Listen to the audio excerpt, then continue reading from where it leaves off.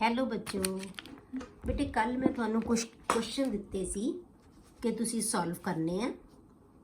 ਠੀਕ ਹੈ, ਕੁਝ ਬੱਚਿਆਂ ਨੇ ਸੋਲਵ ਕੀਤੇ ਸੀ ਕਿਉਂਕਿ ਮੈਨੂੰ ਆਪਣੇ ਆਨਸਰਸ ਸੈਂਡ ਕਰ ਰਹੇ ਸੀ ਤੇ ਅੱਜ ਮੈਂ ਤੁਹਾਨੂੰ ਐਕਸਪਲੇਨ ਕਰਦੀ ਹਾਂ ਕੁਐਸਚਨਸ ਦੇ ਆਨਸਰ।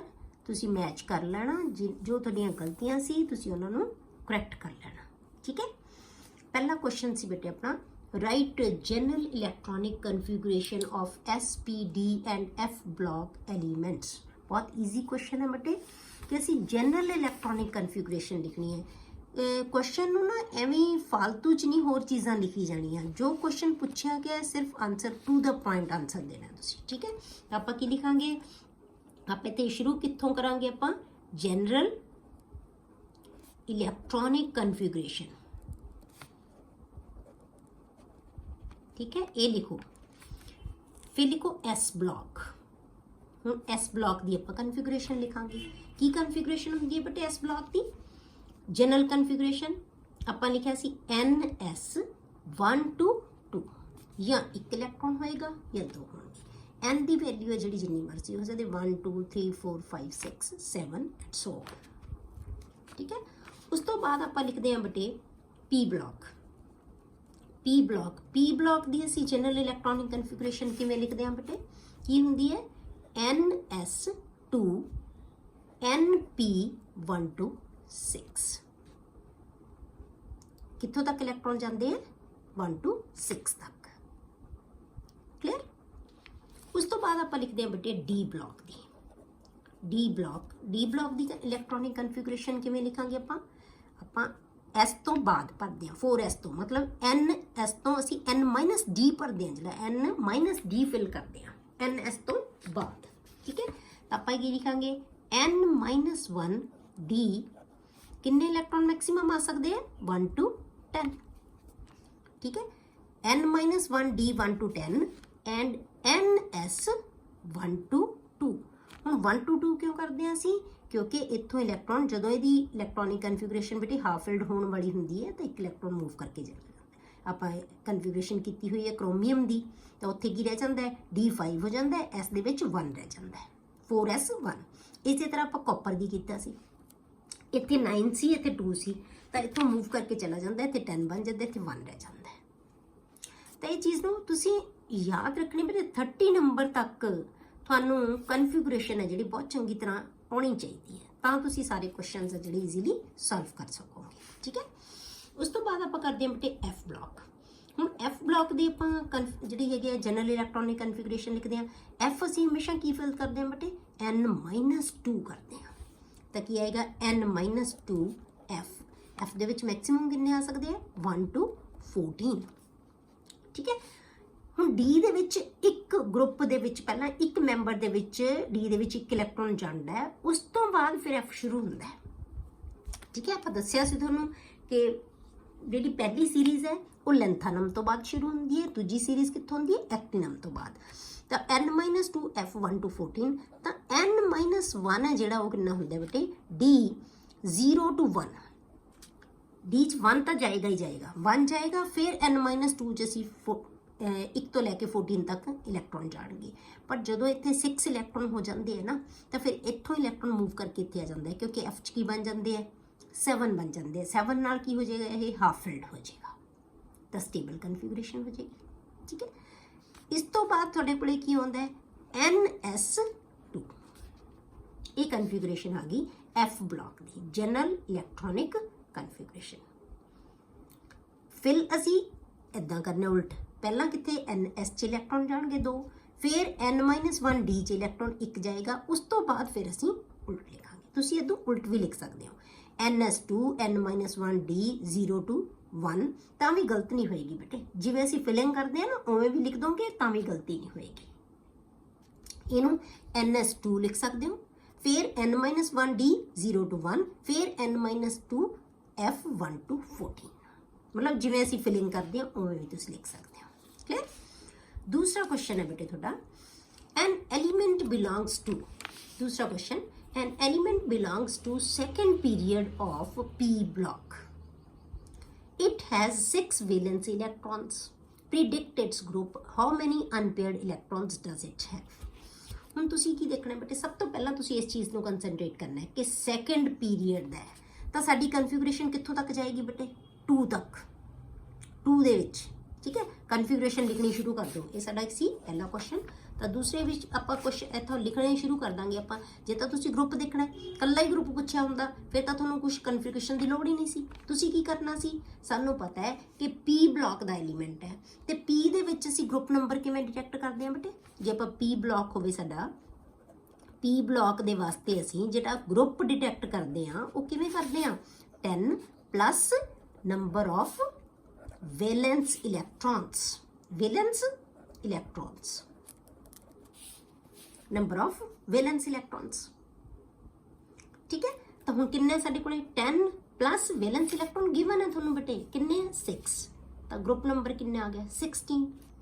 ਤਾਂ ਇਹ ਤਾਂ ਬਹੁਤ ਈਜ਼ੀ ਸੀ, ਪਰ ਤੁਹਾਨੂੰ ਨਾਲ ਕੀ ਪੁੱਛਿਆ ਗਿਆ, ਅਨਪੇਅਰਡ ਇਲੈਕਟ੍ਰॉन ਵੀ ਪੁੱਛੇ ਗਏ। ਇਹਦਾ ਮਤਲਬ ਕੀ ਹੈ ਬੇਟੇ, ਤੁਹਾਨੂੰ ਇਹਦੀ ਕਨਫੀਗਰੇਸ਼ਨ ਲਿਖਣੀ ਪੈਣੀ, ਠੀਕ ਹੈ। ਗਰੁੱਪ ਤਾਂ ਸਾਨੂੰ ਪਤਾ ਲੱਗ ਗਿਆ, ਇਹ ਤਾਂ ਬਹੁਤ ਈਜ਼ੀਲੀ ਅਸੀਂ ਦੱਸ ਦਾਂਗੇ, ਪਰ ਜੇ ਅਸੀਂ ਕਨਫੀਗਰੇਸ਼ਨ ਲਿਖਣੀ ਹੈ ਨਾ, ਸਾਰੀ ਅਨਪੇਅਰਡ ਇਲੈਕਟ੍ਰॉन ਦੱਸਣੇ ਤਾਂ ਕਨਫੀਗਰੇਸ਼ਨ ਲਿਖਾਂਗੇ। ਹੁਣ ਇਹਦੇ ਵਾਸਤੇ ਤੁਸੀਂ ਕੀ ਧਿਆਨ ਕਰਨਾ ਹੈ ਕਿ ਸੈਕੰਡ ਪੀਰੀਅਡ ਹੈ, ਇਹਦਾ ਮਤਲਬ 2 ਤੱਕ ਸਾਡਾ n ਦੀ ਵੈਲਿਊ ਮੈਕਸਿਮਮ 2 ਤੱਕ ਜਾਣੀ ਚਾਹੀਦੀ ਹੈ। ਤਾਂ ਅਸੀਂ ਕਿੱਥੋਂ ਸਟਾਰਟ ਕਰਾਂਗੇ ਆਪਾਂ ਕਨਫੀਗਰੇਸ਼ਨ, 1s2 2s ਤੇ 2p, ਆਪਾਂ ਦੋਨੇ ਆਰਬਿਟਲ ਲਿਖ ਲਏ p ਦੇ, ਕਿਉਂਕਿ ਅਸੀਂ ਇਦੋਂ ਅੱਗੇ ਜਾਣਾ ਹੀ ਨਹੀਂ, ਕਿਉਂਕਿ ਸੈਕੰਡ ਪੀਰੀਅਡ ਦੇ ਵਿੱਚ ਹੈ। ਸੈਕੰਡ ਪੀਰੀਅਡ 'ਚ ਕੀ ਹੁੰਦਾ ਬੇਟੇ, s ਤੇ p, ਅਸੀਂ ਦੋਨੋਂ ਲਿਖ ਲਏ s ਤੇ p। ਹੁਣ ਦੇਖੋ ਇਹਦੇ 'ਚ ਇਲੈਕਟ੍ਰॉन ਕਿੰਨੇ ਹੈ, ਕਿੰਨੇ ਇਲੈਕਟ੍ਰॉन ਹੈ 6 ਦੇ ਵਿੱਚੋਂ 2 ਤਾਂ ਬੇਟੇ s 'ਚ ਜਾਣਗੇ, ਠੀਕ ਹੈ, 2 ਤਾਂ ਕਿੱਥੇ ਜਾਣਗੇ, s 'ਚ ਜਾਣਗੇ। ਬਾਕੀ ਕਿੰਨੇ ਬਚ ਗਏ ਸਾਡੇ ਕੋਲੇ, 6 ਸੀ ਟੋਟਲ, ਠੀਕ ਹੈ, 6 ਵੈਲੈਂਸ ਇਲੈਕਟ੍ਰॉन। ਕਿੰਨੇ ਬਚ ਗਏ ਬੇਟੇ ਸਾਡੇ ਕੋਲੇ, 4 ਇਲੈਕਟ੍ਰॉन्स, 4 ਕਿੱਥੇ ਜਾਣਗੇ, p 'ਚ। ਕਨਫੀਗਰੇਸ਼ਨ ਇਹਦੀ ਇਹ ਬਣ ਗਈ 1s2 2s2 and 2p4। ਪਰ ਹੁਣ ਤੁਸੀਂ ਅਨਪੇਅਰਡ ਇਲੈਕਟ੍ਰॉन ਦੱਸਣੇ ਆ। ਅਨਪੇਅਰਡ ਕਿਵੇਂ ਦੱਸ ਸਕਦੇ ਹੋ, ਜੇ ਤਾਂ ਤੁਸੀਂ ਸਮਝ ਸਕਦੇ ਹੋ ਤਾਂ ਦੇਖ ਲਓ ਇੱਦਾਂ ਹੀ, ਨਹੀਂ ਫਿਰ ਤੁਸੀਂ ਕੀ ਕਰੋਗੇ, P ਨੂੰ ਤੁਸੀਂ ਖੋਲ ਕੇ ਲਿਖ ਸਕਦੇ ਹੋ ਤੇ ਇਹਦੀ ਕਨਫੀਗਰੇਸ਼ਨ ਨੂੰ ਤੁਸੀਂ ਕੀ ਲਿਖ ਸਕਦੇ ਹੋ, 1s2 2s2 2px 2py and 2pz।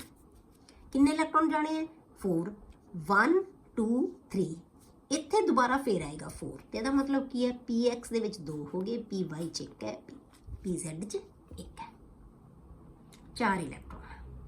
Total ਇਲੈਕਟ੍ਰॉन ਕਿੰਨੇ ਹੋ ਗਏ ਵੈਲੈਂਸ ਸ਼ੈਲ 'ਚ, ਆ ਸਾਡਾ ਵੈਲੈਂਸ ਸ਼ੈਲ ਹੈ, ਸੈਕੰਡ ਸ਼ੈਲ s ਤੇ p, 2 4 5 6 ਵੈਲੈਂਸ। ਹੁਣ ਤੁਸੀਂ ਅਨਪੇਅਰਡ ਇਲੈਕਟ੍ਰॉन ਲਿਖ ਦਿਓ, ਇਹਦੇ ਬਹੁਤ ਆਸਾਨੀ ਨਾਲ ਦੱਸ ਸਕਦੇ ਹੋ।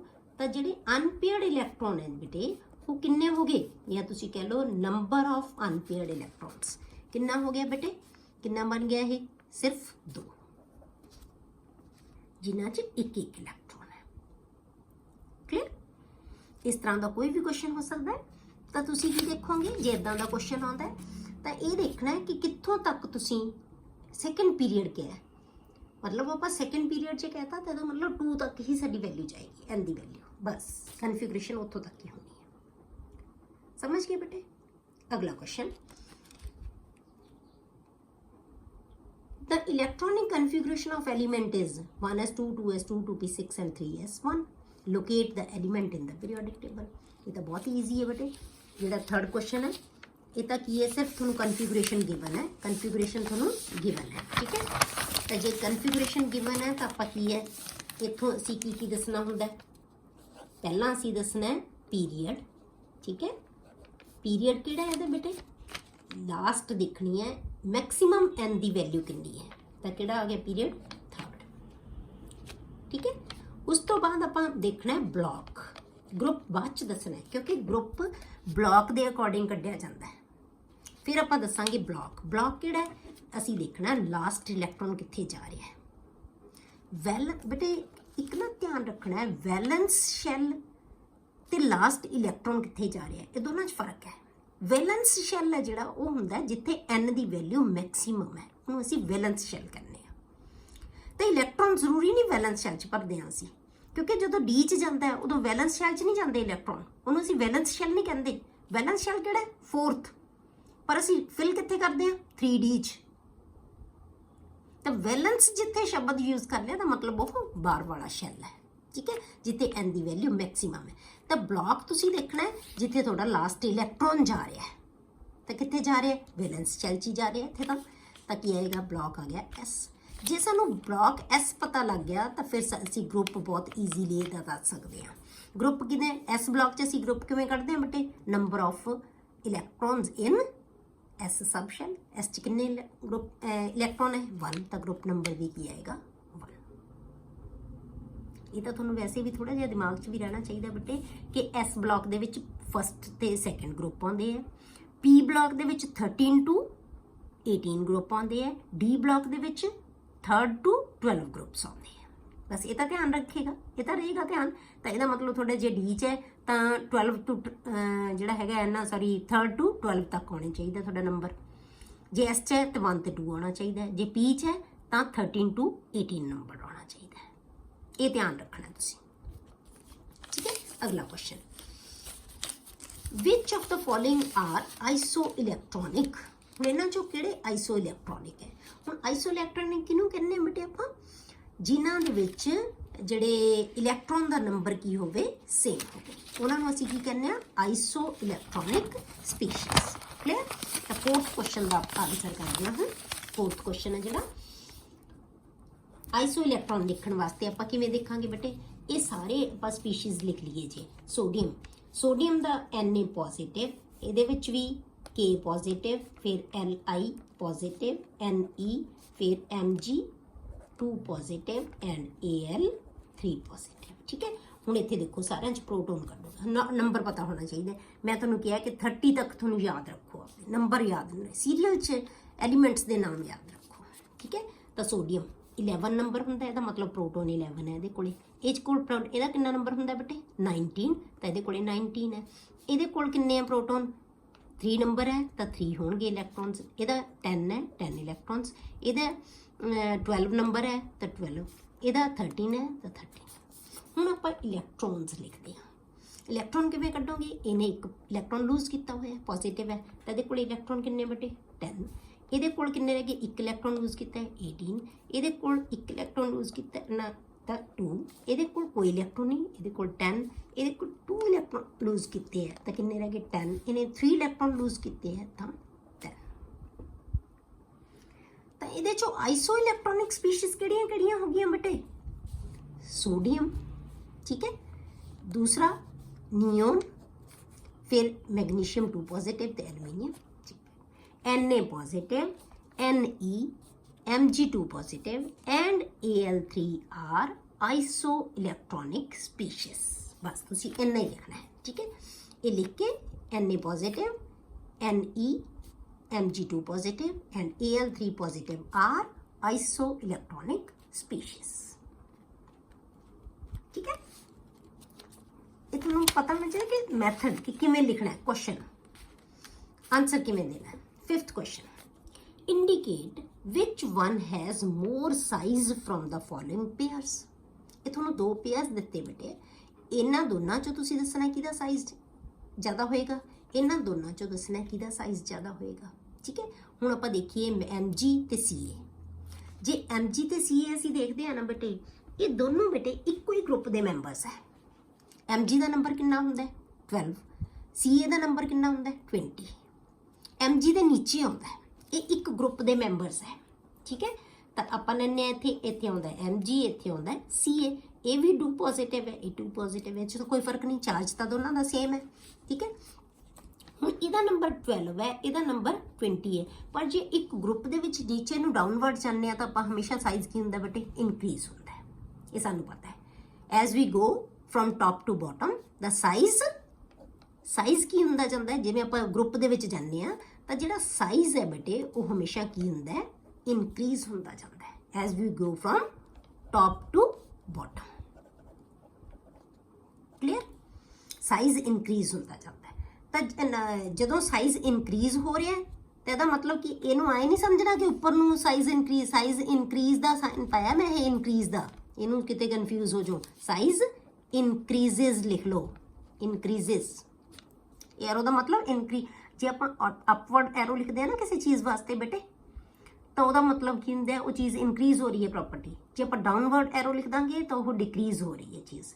तो हुण ये मैं ये डिक्रीज़ इनक्रीज़ नूं नहीं, ये है कि थल्ले नूं जा रहे हैं आप ग्रुप दे विच, ਤਾਂ ਇਹਨੂੰ ਤੁਸੀਂ ਰਹਿਣੀ ਦਿਓ, ਐਰੋ ਨੂੰ ਇਦਾਂ ਨਾ ਕਨਫਿਊਜ਼ ਹੋਣਗੇ। Size increases as we go from top to bottom. ਇਹਦਾ ਮਤਲਬ Ca2 ਪੋਜ਼ਿਟਿਵ ਦਾ ਸਾਈਜ਼ ਕੀ ਹੋਏਗਾ? ਵੱਡਾ ਹੋਏਗਾ।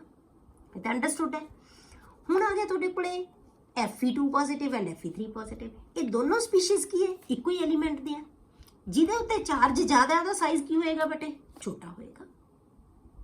ਜਿੰਨਾ ਚਾਰਜ ਜ਼ਿਆਦਾ ਹੋਏਗਾ ਉਹਨਾਂ ਸਾਈਜ਼ ਹੈ ਜਿਹੜਾ ਉਹਦਾ ਕੀ ਹੋਏਗਾ? ਛੋਟਾ ਹੋਏਗਾ। ਕਿਉਂ?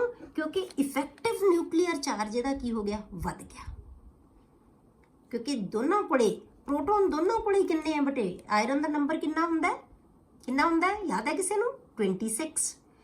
26 ਦੋਨਾਂ ਦਾ ਪ੍ਰੋਟੋਨ ਤਾਂ ਦੋਨਾਂ ਕੋਲ 26 ਹੈ, ਪਰ ਇਹਦੇ ਕੋਲੇ ਇਲੈਕਟ੍ਰੋਨ ਕਿੰਨੇ ਰਹਿ ਗਏ? 24। ਇਹਦੇ ਕੋਲੇ ਇਲੈਕਟ੍ਰੋਨ ਕਿੰਨੇ ਰਹਿ ਗਏ ਬੇਟੇ? 23। ਤਾਂ ਅਟਰੈਕਸ਼ਨ ਇਹਦੇ 'ਚ ਜ਼ਿਆਦਾ ਹੋਏਗੀ, ਸਾਈਜ਼ ਇਹਦਾ ਛੋਟਾ ਹੋਏਗਾ। ਜੇ ਸੇਮ ਸਪੀਸ਼ੀਜ਼ ਹੈ ਨਾ, ਜਿਵੇਂ ਆਪਾਂ ਆਈਸੋ ਇਲੈਕਟ੍ਰੋਨਿਕ ਸਪੀਸ਼ੀਜ਼ 'ਚ ਪੜ੍ਹਦੇ ਹਾਂ ਕਿ ਜੇ ਜਿਹੜੀਆਂ ਆਈਸੋ ਇਲੈਕਟ੍ਰੋਨਿਕ ਸਪੀਸ਼ੀਜ਼ ਹੈ ਜਿਨ੍ਹਾਂ ਦਾ ਜਿੰਨਾ ਪੋਜ਼ਿਟਿਵ ਚਾਰਜ ਜ਼ਿਆਦਾ ਹੋਏਗਾ ਉਨਾ ਸਾਈਜ਼ ਛੋਟਾ ਹੁੰਦਾ ਜਾਏਗਾ। ਪਰ ਇਹ ਆਈਸੋ ਇਲੈਕਟ੍ਰੋਨਿਕ ਨਹੀਂ ਨਾ ਕਹਿ ਸਕਦੇ ਇਹਨਾਂ ਨੂੰ ਆਪਾਂ, ਪਰ ਇਹ ਤਾਂ ਐਲੀਮੈਂਟ ਹੀ ਸੇਮ ਹੈ, ਇੱਕੋ ਹੀ ਐਲੀਮੈਂਟ ਹੈ, ਪ੍ਰੋਟੋਨ ਦਾ ਨੰਬਰ ਸੇਮ ਹੈ, ਅਟਰੈਕਸ਼ਨ ਇਹਦੇ 'ਚ ਜ਼ਿਆਦਾ ਹੋਏਗੀ। ਤਾਂ ਇਸ ਕਰਕੇ ਕੀ ਹੋਏਗਾ? ਇਹਦਾ ਸਾਈਜ਼ ਛੋਟਾ ਹੋਏਗਾ। ਤਾਂ ਵੱਡਾ ਸਾਈਜ਼ ਕਿਹਦਾ ਲਿਖਾਂਗੇ ਆਪਾਂ? Fe2 ਪੋਜ਼ਿਟਿਵ ਦਾ। ਠੀਕ ਹੈ, ਕਿਉਂਕਿ ਇਫੈਕਟਿਵ ਨਿਊਕਲੀਅਰ ਚਾਰਜ ਇਹਦਾ ਜ਼ਿਆਦਾ ਹੋਏਗਾ। ਇਹਦੇ ਕੋਲੇ ਪ੍ਰੋਟੋਨ 26 ਹੈ, ਇਲੈਕਟ੍ਰੋਨ 23 ਹੈ, ਤਾਂ ਫੋਰਸ ਆਫ ਅਟਰੈਕਸ਼ਨ ਜ਼ਿਆਦਾ ਹੋਏਗੀ, ਤਾਂ ਸਾਈਜ਼ ਇਹਦਾ ਵੱਡਾ ਹੋਏਗਾ, ਕਿਉਂਕਿ ਤੁਹਾਨੂੰ ਸਾਈਜ਼ ਮੋਰ ਪੁੱਛਿਆ ਗਿਆ। ਠੀਕ ਹੈ। ਅਗਲਾ ਬੇਟੇ 6th question, distinguish between electron gain enthalpy and electronegativity. ये क्वेश्चन मैं थोनों जो आपां लैक्चर पढ़िया सी उदों भी मैं थोनों दस्सिया सी कि तुसी ये जिहड़ा क्वेश्चन दा आंसर लिखना है। मेरा ख्याल तुसी लिख लिया होएगा इस क्वेश्चन दा आंसर। तां की तुसी पॉइंट्स ऑफ डिफरेंसिस की लिखोगे? विचकार लाइन मार के उवें क्वेश्चन दा आंसर देना है बेटे। एक पासे लिखो इलैक्ट्रॉन गेन एंथैल्पी, तो दूसरा लिखो इलैक्ट्रोनेगेटिविटी। तो हुण इलैक्ट्रॉन गेन एंथैल्पी च की कहने हैं बेटे? ये की टेंडेंसी होंदी है? ये एटम की टेंडेंसी है टू अट्रैक्ट आउटसाइड इलैक्ट्रॉन। कोई इलैक्ट्रॉन असीं ऐड करते हैं स्पीशीज़ च, तो वो की इलैक्ट्रॉन गेन एंथैल्पी होंदी है। इलैक्ट्रोनेगेटिविटी किहनूं कहने हैं बेटे आपां? Tendency of the element to attract a shared pair of electron. वो शेयर्ड पेयर नूं अट्रैक्ट करदे, बॉन्डड फॉर्म च मतलब। दूसरा आपां जिहड़ा लिखांगे पॉइंट इहदा, ये जिहड़ी है इलैक्ट्रॉन गेन एंथैल्पी की है? एब्सोल्यूट टेंडेंसी है। तो जिहड़ी इलैक्ट्रोनेगेटिविटी है वो की है बेटे? वो रिलेटिव है, वो रिलेटिव टेंडेंसी है। रिलेटिव का मतलब कि दूजे दे नाल जिहदे नाल अटैच हुई भी है उहदे कंपैरेटिवली ये रिलेटिव टेंडेंसी है। वो अपनी टेंडेंसी है कल्ली, एक एटम ने जिहड़ी कल्ली एटम ने इलैक्ट्रॉन नूं अट्रैक्ट करना है, पर इलैक्ट्रोनेगेटिविटी च बॉन्डड एटम ने करना है। ठीक है। तीसरा पॉइंट की लिख सकते हो कि जिहड़ी इलैक्ट्रॉन गेन एंथैल्पी है वो आइसोलेटेड एटम की जिहड़ी हैगी है प्रॉपर्टी है। तो इलैक्ट्रॉन गेन एंथैल्पी की इलैक्ट्रोनेगेटिविटी की है बेटे? बॉन्डड एटम की। फिर जिहड़ी कोई रिलेटिव चीज़ होंदी उहदे यूनिट नहीं होंदे। तो जिहड़ी इलैक्ट्रॉन गेन एंथैल्पी दे इहदे यूनिट होंदे है, पर इलैक्ट्रोनेगेटिविटी दे यूनिट नहीं होंदे। इलैक्ट्रॉन गेन एंथैल्पी दे यूनिट की दस्से सी बेटे आपां? किलोजूल्स पर मोल। क्लियर? ये तुसी क्वेश्चन लिख लिया होना है मेरा ख्याल सब बच्चों ने। अगला क्वेश्चन है बेटे अपने को 7th question, why do elements in a group have similar chemical properties. हुण एक ग्रुप दे विच जिहड़े एलीमेंट्स होंदे हैं उन्हां दे सिमिलर कैमिकल प्रॉपर्टीज क्यों होंदियां? जे आपां सपोज करो आपां एक दो मैंबरस आपां एक ग्रुप दे सपोज करो आपां एक ग्रुप लैने आ 7th क्वेश्चन दे विच आपां ले लिथियम, फिर आ गया सोडियम, फिर आ गया पोटाशियम। ठीक है। इहदा नंबर कितना है? 3 है। इहदा नंबर 11 है। इहदा नंबर 19 है। इहदी कन्फिगरेशन 1s2 एंड 2s1। इहदी 1s2 2s2 2p6 and 3s1। इहदी की आएगी 1s2 2s2 2p6 3s2 3p6 and 4s1। तो हरेक दे विच वैलेंस शैल च इलैक्ट्रॉन है जिहड़े वो की है? सेम है, या कह लो वैलेंस शैल इलैक्ट्रॉनिक कन्फिगरेशन सारिਆਂ ਦੀ की है? सेम है। इस करके इन्हां ਦੀਆਂ प्रॉपर्टीज भी की होणगीਆਂ? सेम होणगीਆਂ। क्योंकि बेटे जिहड़ियां कैमिकल प्रॉपर्टीज है ना वो वैलेंस शैल इलैक्ट्रॉनिक कन्फिगरेशन के उत्ते डिपेंड करदियां। मतलब यही स्पीशीज जिहड़े यही इलैक्ट्रॉन है जिहड़े कॉम्बीनेशन दे विच पार्टिसिपेट करते हैं। ਠੀਕ ਹੈ, ਇਹੀ ਵੈਲੈਂਸ ਇਲੈਕਟ੍ਰੋਨਸ ਹੈ। ਤਾਂ ਕੈਮੀਕਲ ਪ੍ਰੋਪਰਟੀਜ਼ ਵੀ ਉਹਦੇ ਤੇ ਹੀ ਡਿਪੈਂਡ ਕਰਦੀਆਂ ਕਿ ਕੋਈ ਚੀਜ਼ ਕਿਸੇ ਨਾਲ ਕਿਵੇਂ ਰਿਐਕਟ ਕਰਦੀ ਹੈ, ਤੇ ਰਿਐਕਸ਼ਨ ਵਾਸਤੇ ਸਿਰਫ ਸਾਨੂੰ ਵੈਲੈਂਸ ਇਲੈਕਟ੍ਰੋਨਸ ਹੀ ਚਾਹੀਦੇ ਆ। ਤਾਂ ਉਹ ਕੀ ਹੈ, ਸੇਮ ਹੈ। ਇਸ ਕਰਕੇ ਇਹਨਾਂ ਦੀਆਂ ਕੈਮੀਕਲ ਪ੍ਰੋਪਰਟੀਜ਼ ਕੀ ਹੁੰਦੀਆਂ, ਸੇਮ।